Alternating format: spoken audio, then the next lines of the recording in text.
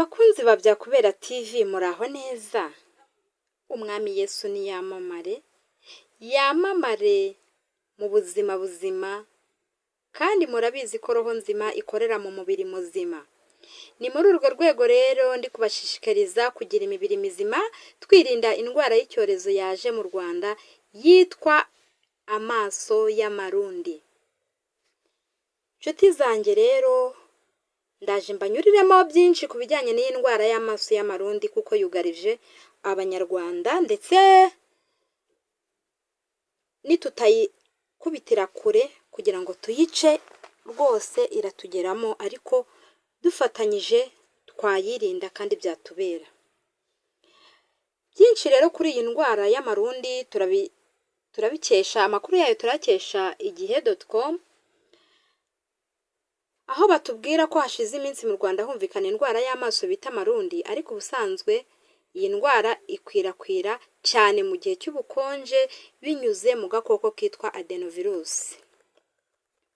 Uyo yafashwe arangwa n'ibimenyetso nko kokerwa mu mazuru, kuribwa umutwe, gukorora n'ibindi byinshi. Nshuti zanjye rero, nimubona ibyo bimenyetso muzajye kwisuzumisha mwihuse kugira ngo mutangire kuyirinda hakiri kare. Minisiteri y'Ubuzima ku itariki 11 Gashyantare 2024 nibwo yakanguriye abaturarwanda bose gukaza ingamba zo kwirinda indwara y'amaso ubwo byari byagaragaye ko yageze mu Rwanda. Ni nyuma y'uko yari imaze igihe izengereza abo mu bihugu nka Kenya na Tanzania. Iyi ndwara yandura binyuze mu nzira nyinshi, nk'ahantu hahurira abantu benshi, gusuhuzanya mu biganza n'uyirwaye yikoze ku maso ntakarabe, gukoresha ibikoresho yakoresheje, ndetse no mu bundi buryo butandukanye nk'uko amakuru abigaragaza. Uw'iyi ndwara yafashe arangwa no kugira umuriro mwinshi, kuribwa umutwe, gukorora, kugira umwuma, kugira ubukonje bukabije, kokerwa mu mazuru, ndetse no kumva adahumeka neza. Ikomeje kuzengereza abatari bake, aho usanga uyirwaye aba yabyimbye amaso, yumva uburyaryate, afite ibihu mu maso bituma atabona neza. Si ibyo gusa biyiranga, kuko usanga kandi uyirwaye afatana ibitsike cyane cyane mu gitondo, aho ajya gufungura amaso bikanga, akogorwa no kureba mu zuba, ndetse amaso agatukura cyane.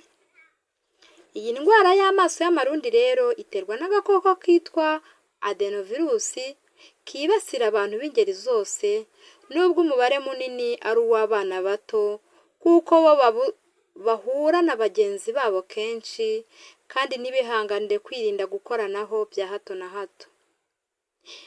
Nk'uko tubikesha igihe rero, iyi ndwara yandura mu buryo butandukanye nk'uko ikigo cy'igihugu gishinzwe ubuzima RBC kibigaragaza. Igisubizo cyonyine cyo kuyirinda ni uko mu gihe uyirwaye agiye gukorora aba agomba gukoresha agatambaro gapfuka umunwa, ariko adakoresheje ikiganza, kugira ngo adasakaza umwuka ku bandi. Ubundi buryo bwo kwirinda iyi ndwara ni ukwirinda guhoberana n'umuntu uyirwaye, guhererekana ibikoresho byakozweho n'uyirwaye, kutogera muri pisine kuko ihurirwamo n'abatandukanye. Nanone ni ukwirinda gusangiza ibikoresho by'isuku no gukaraba amazi meza n'isabune buri uko uvuye mu bwiherero, kuko uba wahavanye udukoko twinshi dushobora gutuma yatakwa n'iyi ndwara. Uwumvise arangwa n'ibi bimenyetso kandi ni byiza kwihutira kujya kwa muganga agahabwa imiti, naho uwamaze kuyirwara akirinda ibikorwa byose byamuhuza n'abandi. Nshuti zanjye rero, roho nzima ikorera mu mubiri muzima.